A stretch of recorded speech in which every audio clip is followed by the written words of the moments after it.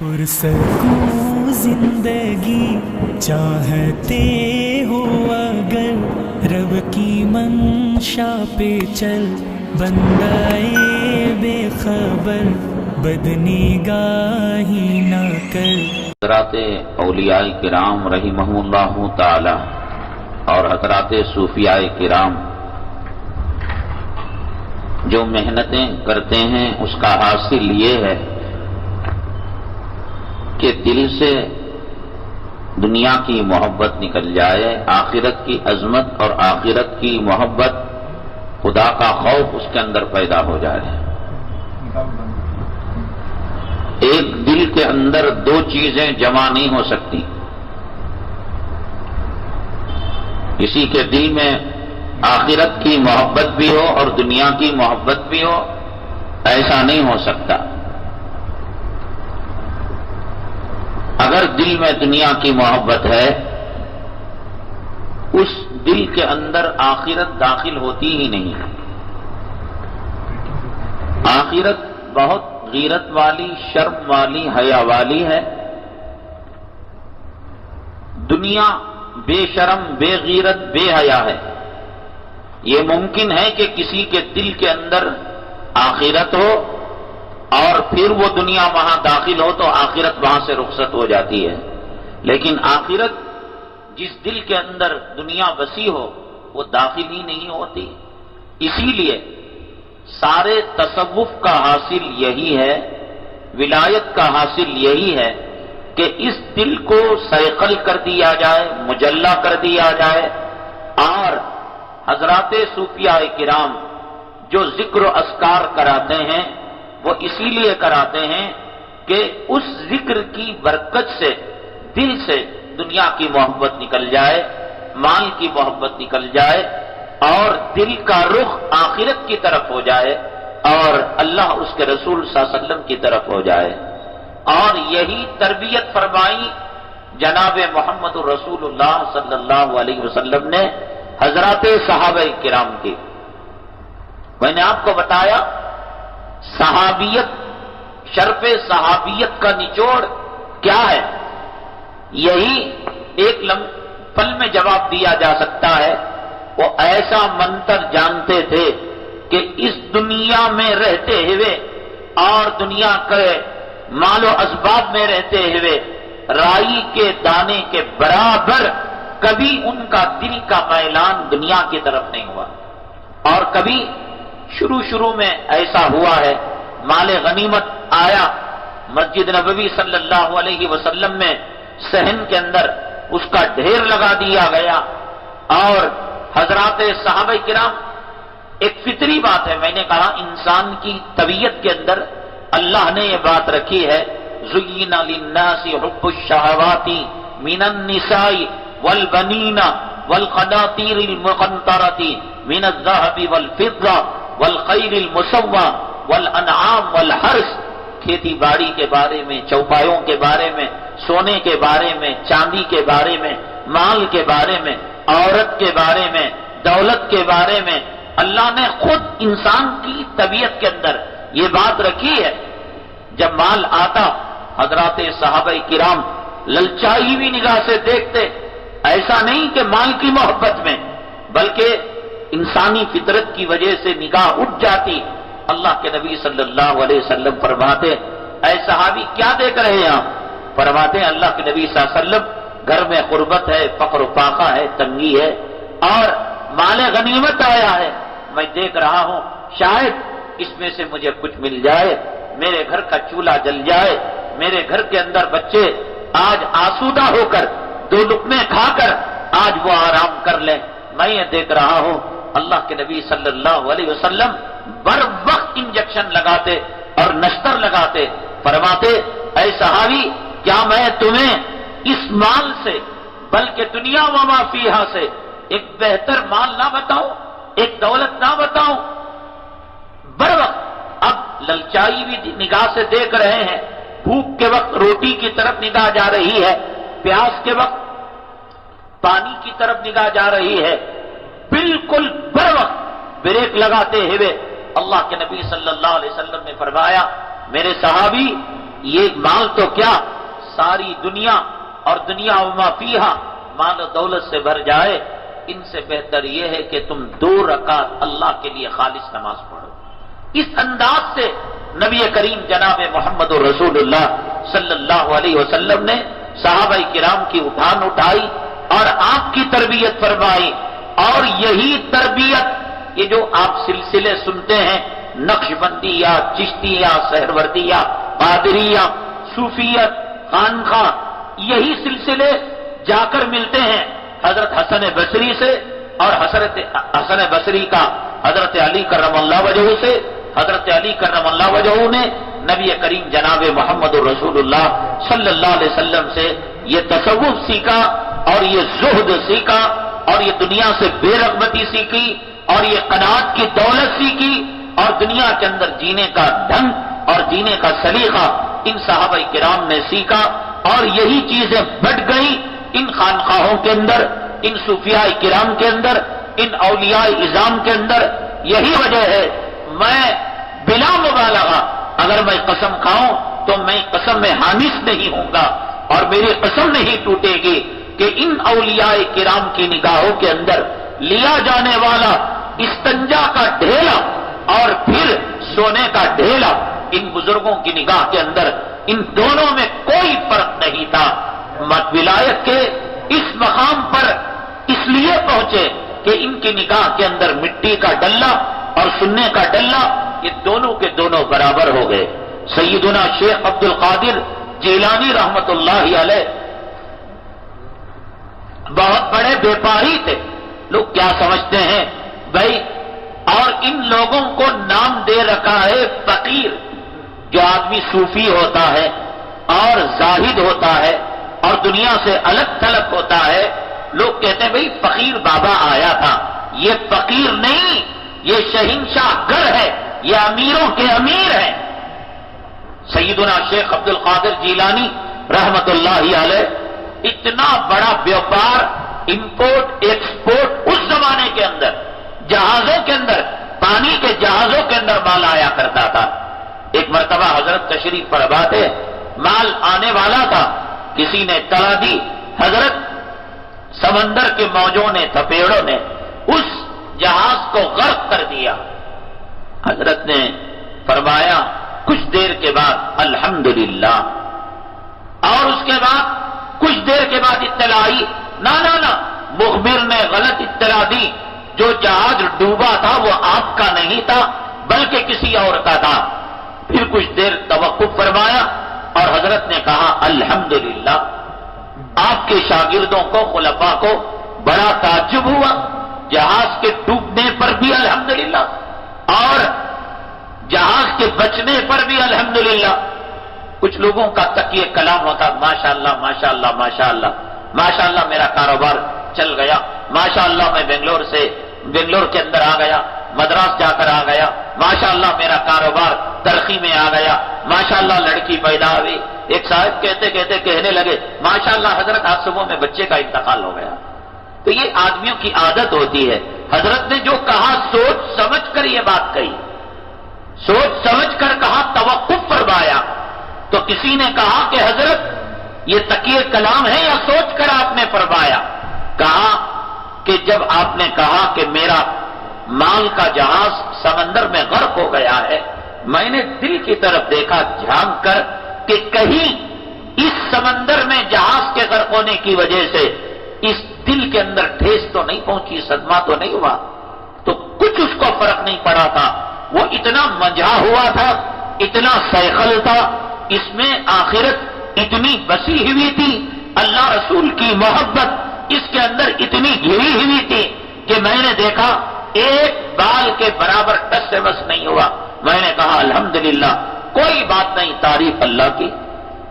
اور جب آپ نے خبر دی کہ جہاز بچ گیا، میں نے دل کی طرف دیکھا تو دل کے اندر تب بھی کوئی خوشی نہیں تھی، ڈوبنے پر غم نہیں اور بچنے پر کوئی خوشی نہیں۔ تو یہی اولیاء کرام مشق کراتے ہیں، اور یہی مشق جناب محمد رسول اللہ صلی اللہ علیہ وسلم نے امت کی فرمائی تھی۔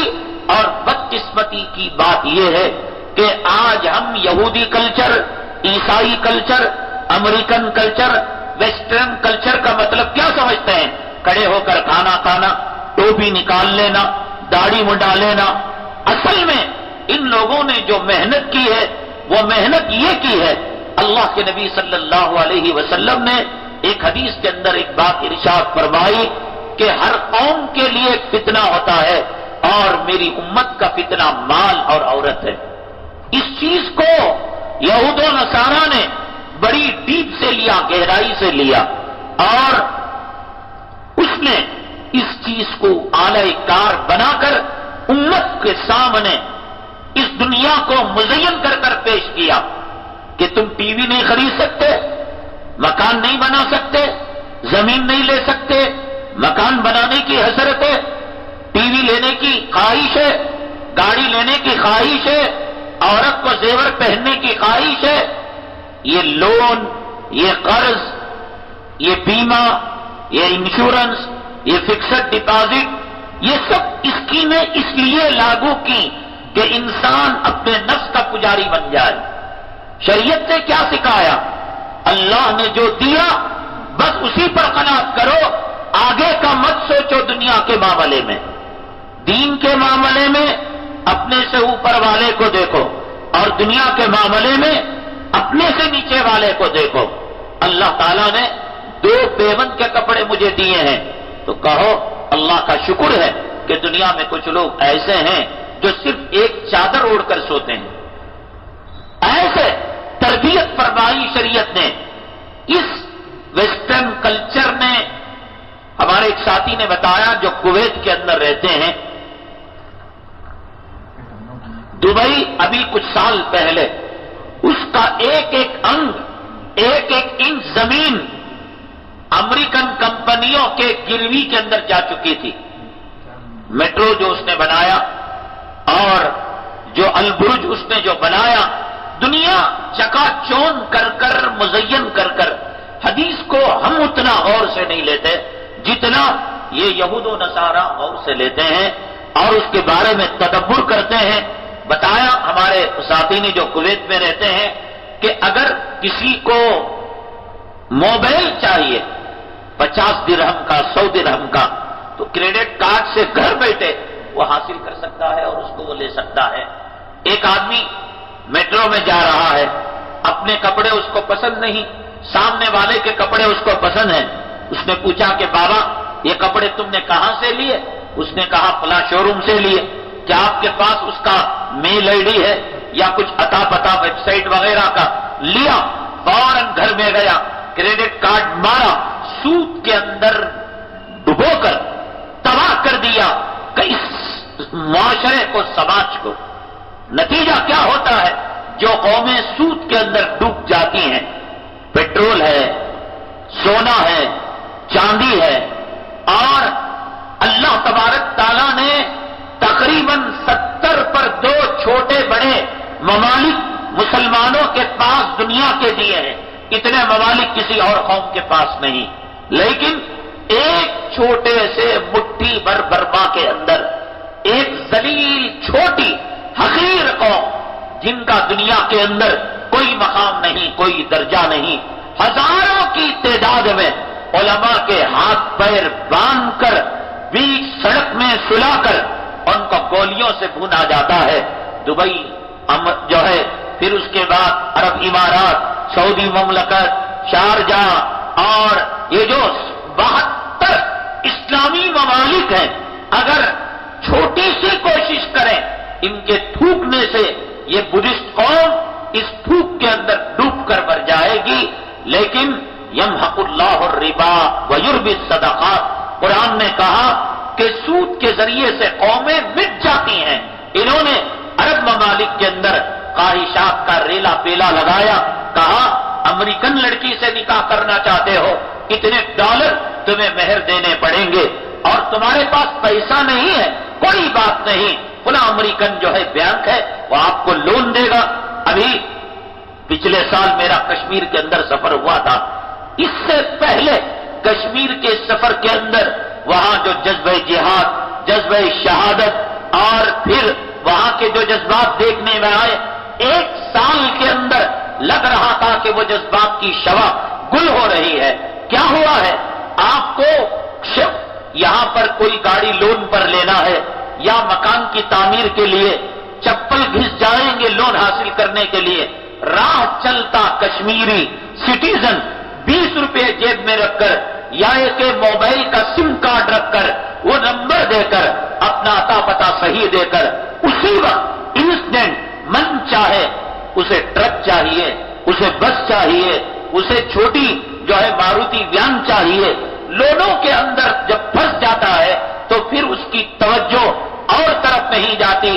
ایک مرتبہ وہ سود کے چکر میں پھنسا دیتے ہیں، ایسا گھیرا تنگ کرتے ہیں کہ پھر جہاد کے جیم کے نقطے کو بھی بلا دیتا ہے. کنٹراکٹ انہوں نے دے دیا کہ تم جو ہے ریلوے کنٹراکٹ حاصل کر لو، پلوں کو تعمیر کرو. اور صاحب پہلے فوج کیا کرتی تھی، ملٹری کیا کرتی تھی، تم سڑکیں بناؤ، تار روڈ ڈالو.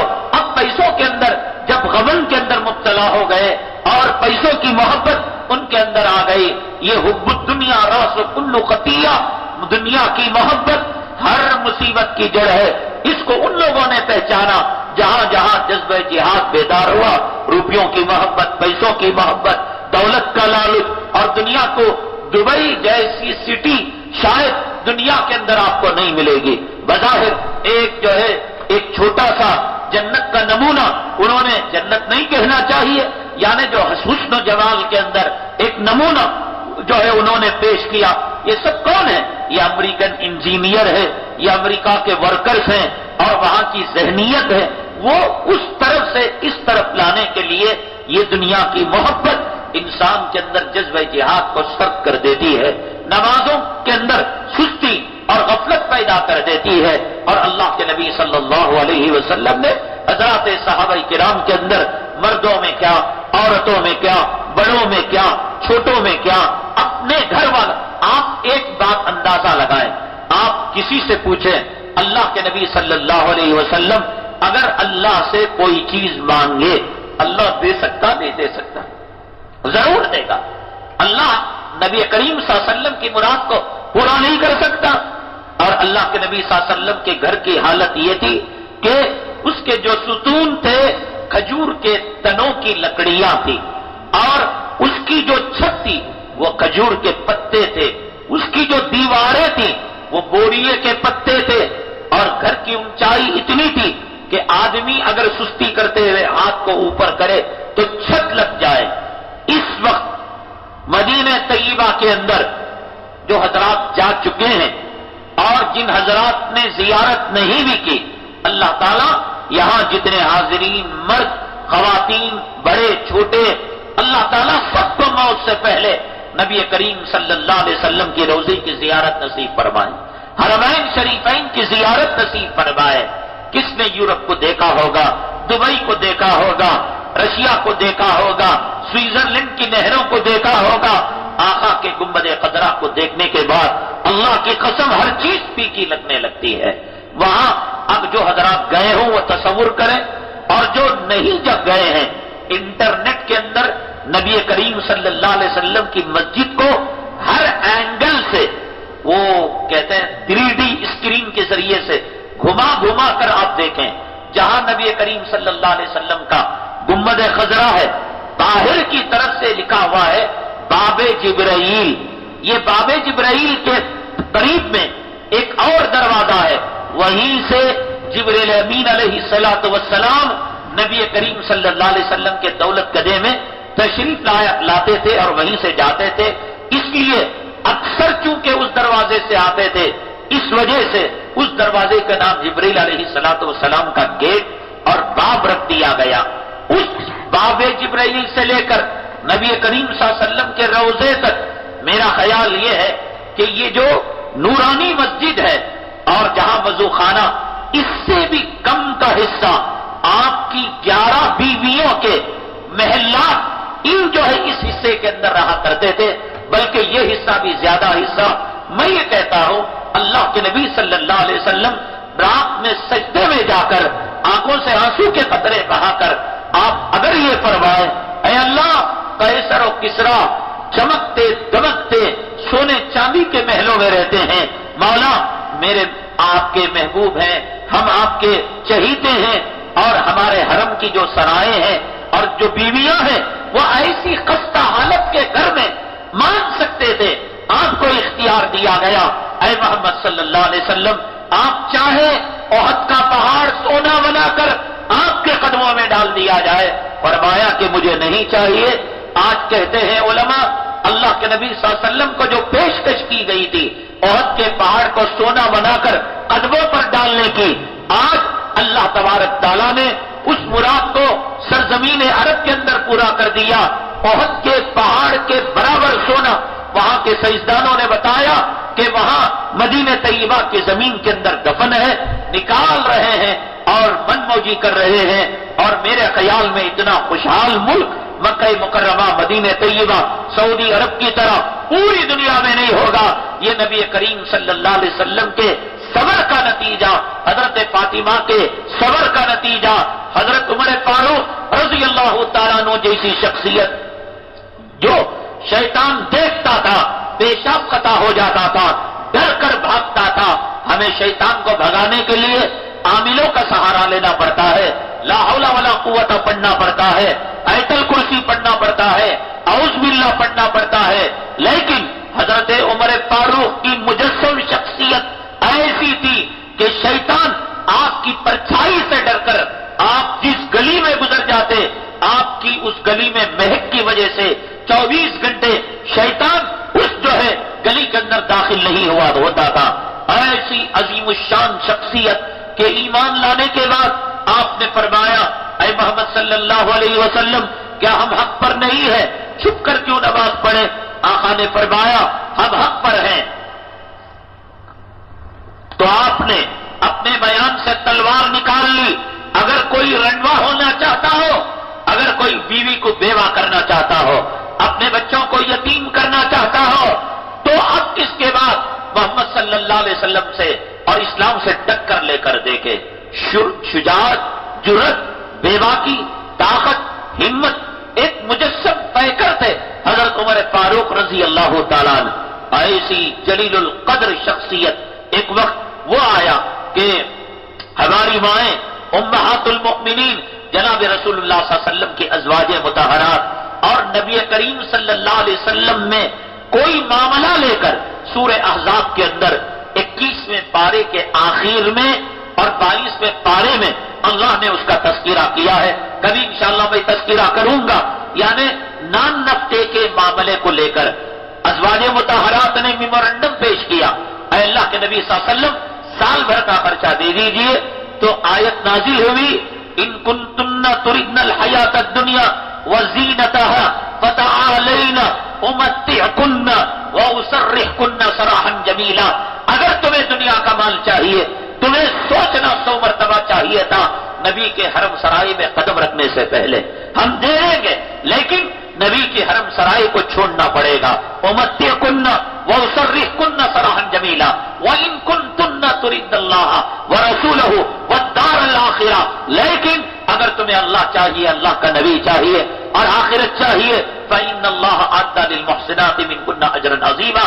لیکن اللہ نے ایسے لوگوں کے لیے بڑا اجر عظیم دیا ہے۔ بڑا خطرناک امتحان تھا، یہاں پر بیویاں، وہاں اللہ کے نبی صلی اللہ علیہ وسلم کچھ معاملہ ہو گیا تھا، حضرت عمر فاروق رضی اللہ تعالیٰ عنہ ثالثی بن کر نبی کریم صلی اللہ علیہ وسلم سے بات کرنے کے لیے گئے۔ ان کی بیٹی صاحبزادی ام المؤمنین حضرت حفصہ رضی اللہ تعالیٰ عنہ تھی۔ آپ کو معلوم کہ نبی کی ناراضگی پر اگر ایک رات بھی جائے گی میری بیٹی غارت ہو جائے گی۔ بیٹی کو سمجھانے، امہات المؤمنین کو سمجھانے نبی کریم صلی اللہ علیہ وسلم جو گئے، نبی کریم صلی اللہ علیہ وسلم بسترے پر آرام فرماتے۔ بسترا کیسا تھا؟ بسترا بوریے کا تھا۔ حضرت عمر فاروق ساروں قطار رونے لگے۔ اللہ کے نبی صلی اللہ علیہ وسلم نے پوچھا، عمر کون سی چیز تمہیں رلا رہی ہے؟ فرمایا قیصر و کسریٰ جو دنیا کے حقیر بادشاہ ہیں، سونے چاندی کے اندر ناز نخرے کر رہے ہیں، عیش و عشرت کی زندگی گزار رہے ہیں۔ آپ دونوں جہاں کے شہنشاہ، آپ کے جسم اطہر پر بوریے کے نشانات ہیں اور پورے گھر کی جو جاگیر ہے، فرماتے ہیں ایک مٹھی جو گیہوں بھی نہیں، ایک تو ہوتا ہے چاول اور ایک تو ہوتا ہے کنکی. کنکی جو ہوتی ہے وہ چاول کا ٹکڑا اور چاول کی کٹنگ ہوتی ہے. جو ہوتا ہے وہ سارا گیہوں نہیں بلکہ گیہوں کی کٹنگ اور گیہوں کی کنکی. حضرت عمر فرماتے ہیں نبی کریم صلی اللہ علیہ وسلم کی اس صورتحال کو دیکھ کر مجھے نہیں رہا گیا. اللہ کے نبی صلی اللہ علیہ وسلم نے پوچھا ما یبکی کا یا عمر، اے عمر کون سی چیز نے تمہیں رلا دیا؟ وہ عمر جو شیطان کو پیچھے کر دیتا تھا، وہ عمر جس کی تلوار لیام سے نکلتی تھی بڑے بڑے بہادروں کا کتنا پانی ہو جاتا تھا. آج یہ عمر زارو خطا رو رہا ہے. آقا کے سامنے ایک چمڑے کا تکیا جس کے اندر جو ہے کھجور کے درخت کے نعرے کو بھرا گیا ہے. یہ دونوں جہاں کا شہنشاہ، یہ سید الانبیاء ہے، یہ ساقی کوثر ہے، یہ شافی محشر ہے. یہ وہی ہے جب معراج کے اندر گیا 1.25 لاکھ پیغمبروں کی جس نے عبادت کی.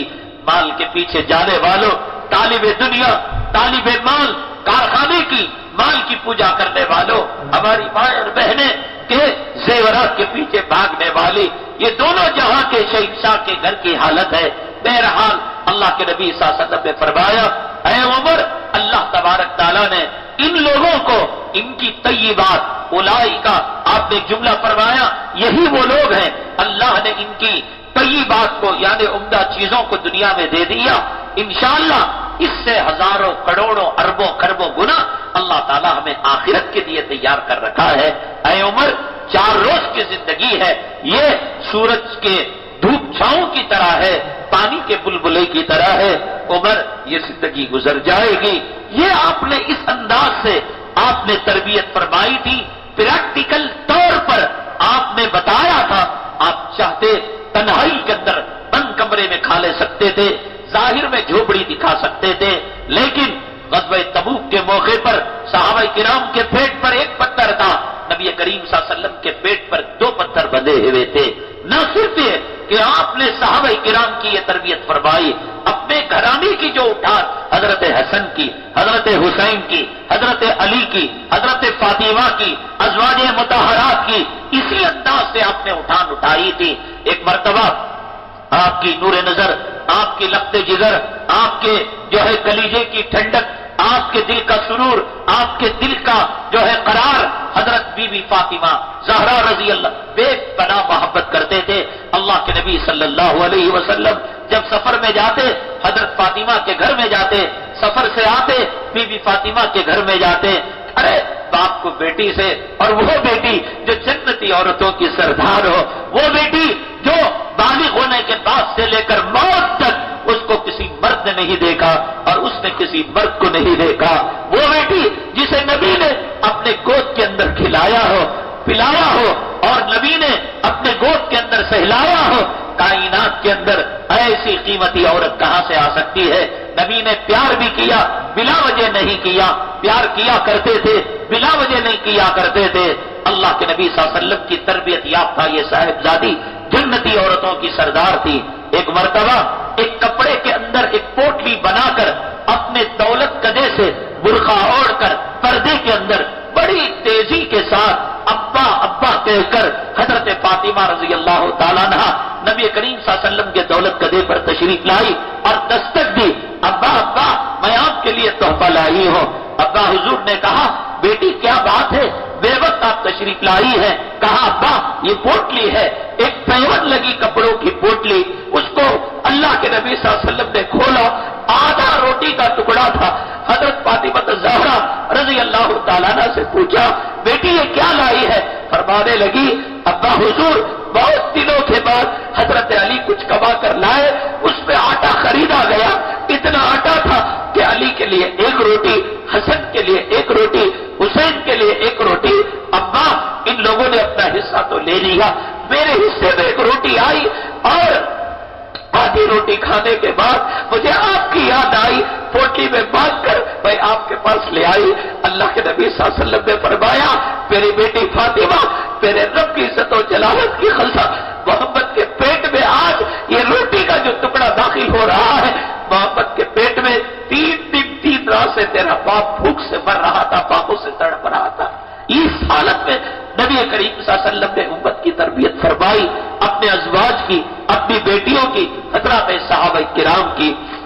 ایک مرتبہ ایک صحابی نے 2 بچوں کو دیکھا کہ وہ جیسے عید کے موقع پر ایک مال اللہ تعالیٰ نے ماں کے پیٹ میں مقدر لکھ دیا ہے، اس مال سے آگے نہ کوئی دے سکتا ہے، نہ کوئی اس مال میں سے چھین سکتا ہے.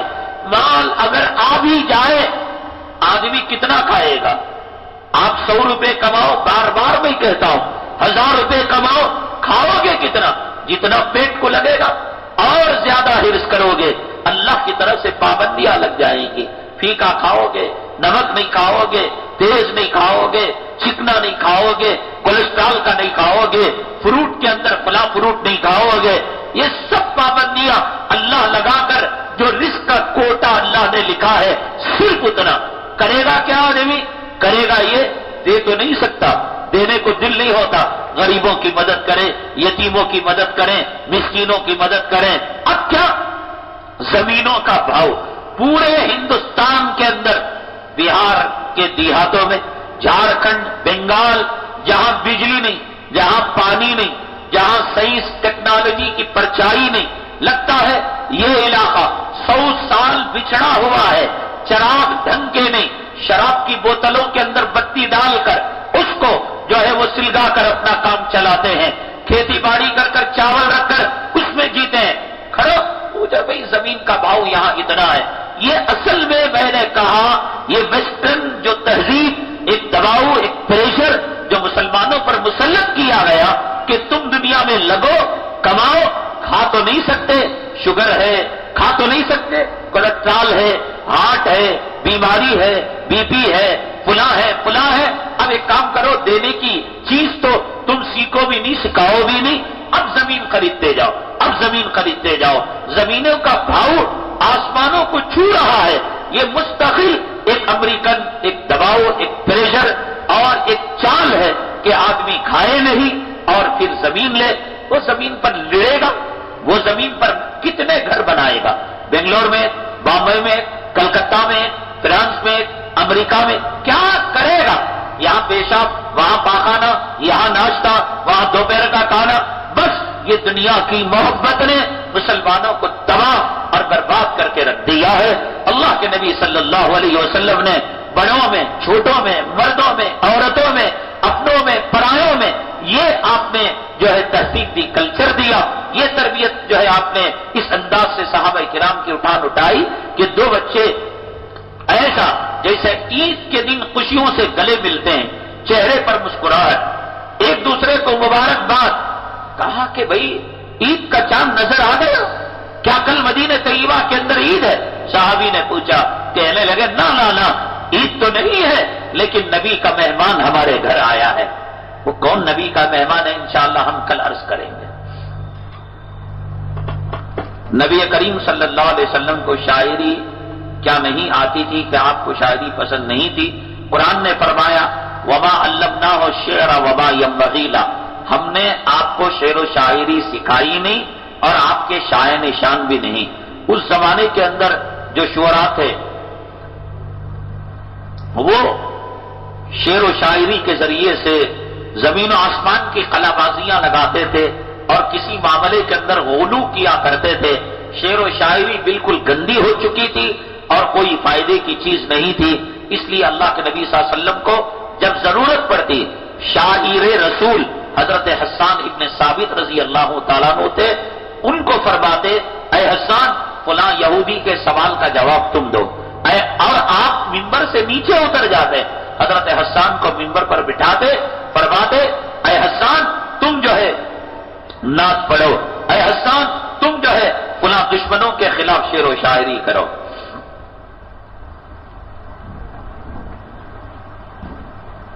کسی نے کہا کہ ایک صاحب ہیں جو کسی دینی تحریک کے ذمہ دار ہیں، ان کے پاس گھر ہے، وہ ماٹی کیچ کو لیے ہوئے ہیں اور جھوٹ بول کر 2 عدد راشن کارڈ بنائے ہوئے ہیں.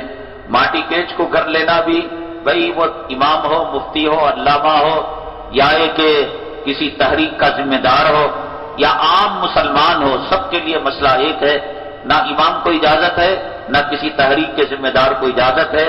ماٹی کیس پر گھر لینے والا، دینے والا دلالی کرنے والا اور بروکری کرنے والا اور اس کی طرف رہبری کرنے والا کہ دیکھو یہ تیسرے کراس میں چوتھا جو گھر ہے نا وہ ماٹی کے اس کو دینے تیار ہے، یہ بولنے والا تمام کے تمام سود کے گناہ کے اندر ملوث ہیں، اور سود کا گناہ ماں کے ساتھ کپڑے کاٹ کر 30 پر 6 مرتبہ زنا کرنے کے برابر ہے۔ جو حضرات ماٹی کیچ کے گھر میں ہیں وہ اس معاملے کو ختم کریں، چھوٹے موٹے کرائے کے گھر کے اندر رہے۔ ماٹی کیچ کے گھر کے اندر خدا کی رسول کی لعنت ہے، اور ماٹی کیچ کے گھر کے اندر خیر و برکت نہیں ہوگی، یہ سودی گھر ہے۔ مسلمان کتوں کا کاروبار کر سکتا ہے یا نہیں؟ کتے اگر فیشن کے لیے پالے جاتے ہیں اس کا استعمال کرنا، اس کا کاروبار کرنا بھی صحیح نہیں، لیکن چونکہ کتوں کا استعمال جو ہے آج اس ہائی ٹیک دور کے اندر کئی چیزوں کے لیے، جیسے بم اسکواڈ کے لیے کہ بم سونگھنے کے لیے، جاسوسی کے لیے، ایئرپورٹ کے اندر سامانوں کے اندر افیون، گانجا، ہیروئن رکھی ہوئی ہے، اسمگلروں کی اسمگلنگ کی شناخت کے لیے اور کھیتوں کی حفاظت کے لیے، یا اگر کسی کا گھر جو ہے ایکسٹینشن ایریا میں ہو، یعنی بالکل آبادی سے بہت دور کہ جہاں کھیت ہی کھیت، جنگل ہی جنگل، تو وہاں تو چونکہ بہت سارے مصالح کے لیے کتے کا استعمال کیا جاتا ہے شکار کے لیے، تو ان استعمالات کے اندر اگر وہ کتا استعمال ہو رہا ہے، بعض کتے بلا وجہ کے وہ جو ہے بڑے بڑے بالوں والے لاکھوں کے ہوتے ہیں، وہ فیشن کے ہوتے ہیں، وہ نہیں جو آج جو ہے جیسے کہ میں نے کہا کہ بم کے لیے، اسمگلنگ کے چیز کی شناخت کے لیے، کھیتوں کی حفاظت کے لیے، ایکسٹینشن ایریا کے بنگلوں کی حفاظت کے لیے ایسے شکاری کتوں کی کاروبار کر بھی سکتے ہیں اور ان کو ان چیزوں کے اندر استعمال بھی کر سکتے ہیں۔ عورت کی ڈیلیوری کے بعد کیا عورت کو 40 دن ہی کے بعد غسل کر کے نماز پڑھنا چاہیے؟ 40 دن کا انتظار کرنا چاہیے، اور جو ہے 40 دن ہی کے بعد میاں بیوی کی ملاقات، یہ پرانی عورتوں نے، بوڑھیوں نے اس مسئلے کو بنا دیا ہے۔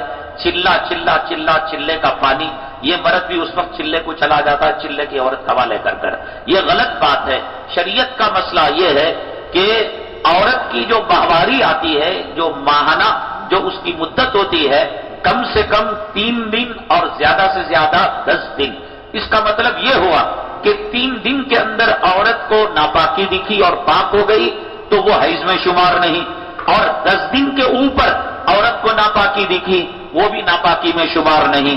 ایسے ہے جیسے کسی کے ناک سے خون جا رہا ہے تو وہ وضو کرے گی اور وہ خاوند سے ملاقات بھی کر سکتی ہے، اور ایک وقت کے وضو سے وہ تمام جو ہے عبادتیں کر سکتی ہے، اور یعنی ماہانہ والے معاملے میں 3 اور 10 کی اس کی حد ہے، اور ڈیلیوری والے معاملے کے اندر کم سے کم 10 دن اور زیادہ سے زیادہ 40 دن، یعنی مطلب یہ کہ 10 دن کے اوپر 12 دن کو بھی کوئی عورت پاک ہو سکتی ہے، 15 دن کو بھی کوئی عورت پاک ہو سکتی ہے، اپنی اپنی طبیعت کے حساب سے، اپنے اپنے قد و قامت کے اور جسم کے، پرسنالٹی اور صحت کے اور ہیلتھ کے اعتبار سے ہر عورت کا جو پیریڈ ہوتا ہے ایک نہیں ہوتا، تو 10 دن سے 40 دن کے درمیان ہو سکتا ہے کسی کو 30 دن لگے، ہو سکتا ہے 35 دن لگے، ہو سکتا ہے کسی کو 20۔ بہرحال جب پاک ہو، ایک نماز کا وقت گزرنے کا اندازہ لگے، وہ عورت غسل کرے اور وہیں سے اپنی نماز شروع کر دے۔ جن عورتوں نے پرانے خیالات کے حساب سے 40 دن کا انتظار کیا اور وہاں سے انہوں نے نماز شروع کری اور ان کو یاد ہے کہ وہ 21ویں دن پاک ہو گئی تھی، نماز کے لائق ہو گئی تھی، اب وہ ان دنوں کی نماز کی قضا کرے، اور جب عورت پاک ہو جائے نماز پڑھنا شروع کرے تو میاں بیوی کے تعلقات قائم کیے جا سکتے ہیں۔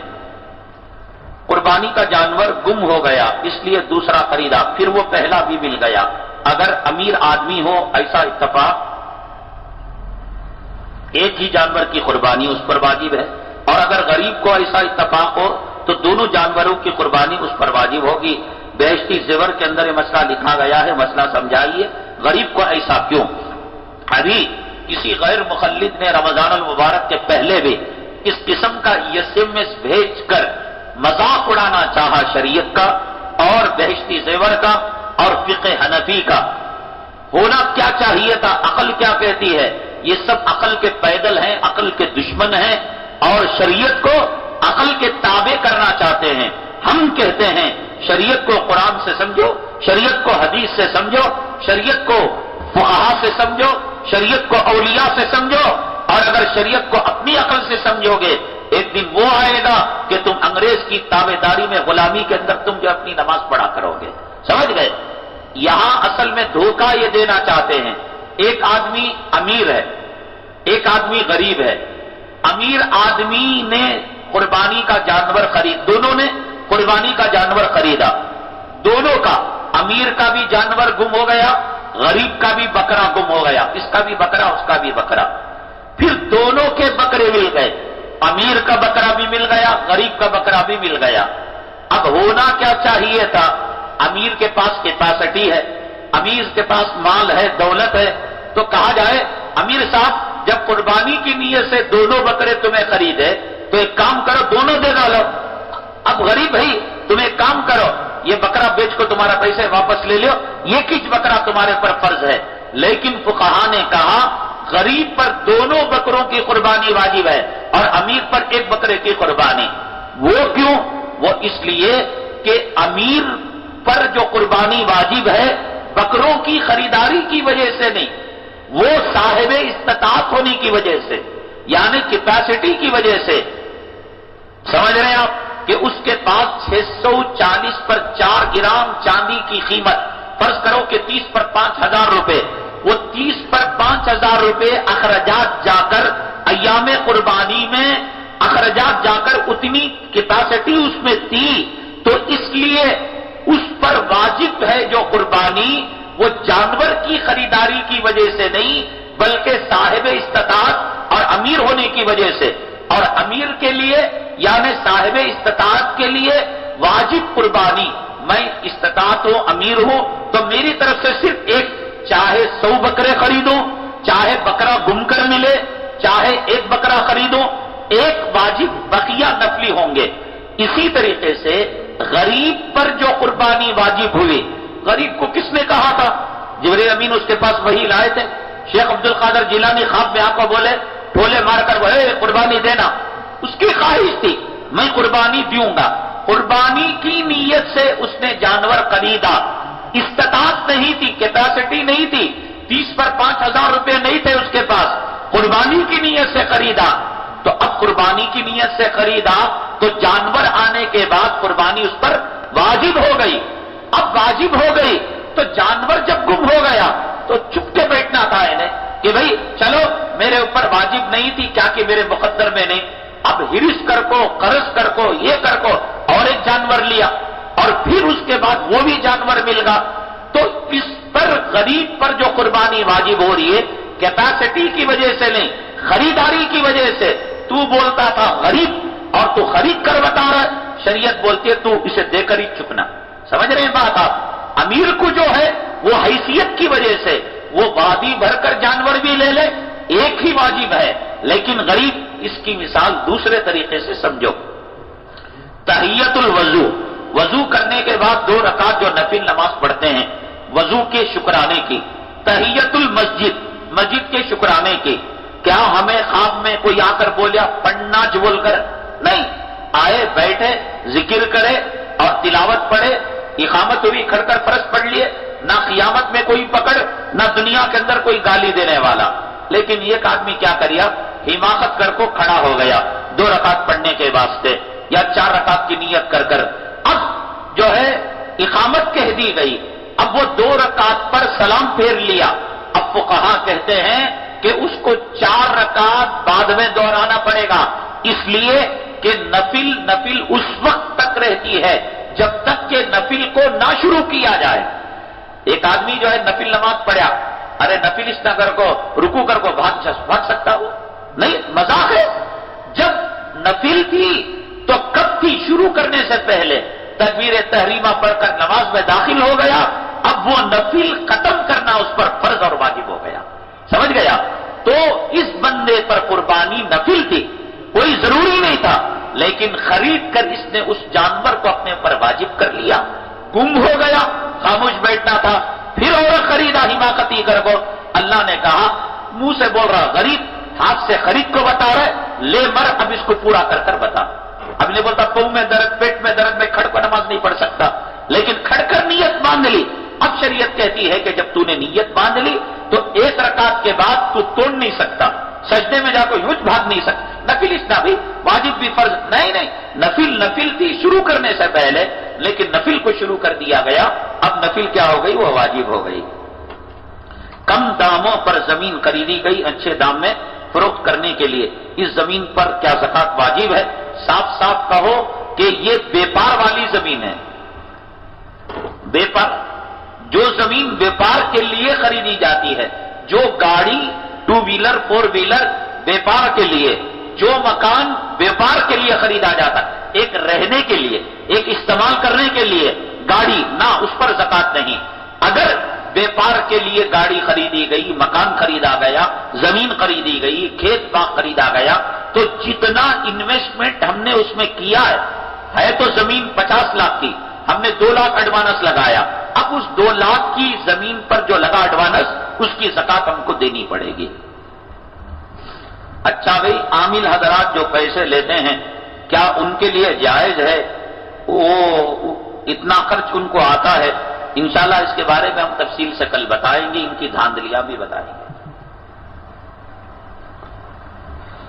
ظاہرہ صاحبہ بیمار ہیں، اللہ صحت و شفا نصیب فرمائے۔ فرزانہ بانو بیمار ہیں، اللہ انہیں بھی صحت و شفا نصیب فرمائے۔ دیکھیے، قرآن شریف کی بعض آیتوں سے بعض بڑی بڑی بیماریوں کا علاج یقین کے ساتھ اگر ان آیتوں کو پڑھا جائے، شوگر ہے، بی پی ہے، کسی کو بخار ہے، ارجنٹ ڈاکٹر کے پاس نہیں گئے یا ڈاکٹر کے پاس گئے، دواؤں پر یہ آیتیں، یہ چھوٹی سی کتاب ہے، بڑی بہترین کتاب، اس کتاب کو گھر میں رکھیے گا، ڈاکٹر سے بخار کی دوا لے کر بھی آئے تو اس کتاب کے اندر دیکھیے کہ بخار کی آیت کون سی لکھی گئی، وہ آیت پڑھ کر اس دوا پر دم کرے، دوا بھی دعا بھی انشاءاللہ جلد شفا ہوگی۔ آیت الہیہ چھوٹی سی کتاب ہے، اس کو حاصل کرتے ہوئے جائے۔ فاروق صاحب ہارٹ کا آپریشن ہونے والا، اللہ تعالیٰ سے تو شفا نصیب فرمائے۔ مودی مسجد کے اندر جو گھر جنت کیسے بنائیں، ایک سی ڈی کے اندر 11 بیانات ہیں اور اس کے ساتھ 9 منٹ کا مدرسہ مفت میں ہے، آپ جو ہے اس کو حاصل کریں۔ اس کے اندر یہ بتایا گیا ہے کہ گھریلو زندگی کیسے گزاریں، میاں بیوی میں الفت محبت کیسے پیدا ہو۔ الحمدللہ رب العالمین والصلاة والسلام علی سید المرسلین وعلی آلہ وصحبہ اجمعین۔ اللہم انفعنا بما علمتنا وعلمنا ما ينفعنا وزدنا علما۔ سبحان ربک رب العزة عما یصفون وسلام علی المرسلین والحمدللہ رب العالمین۔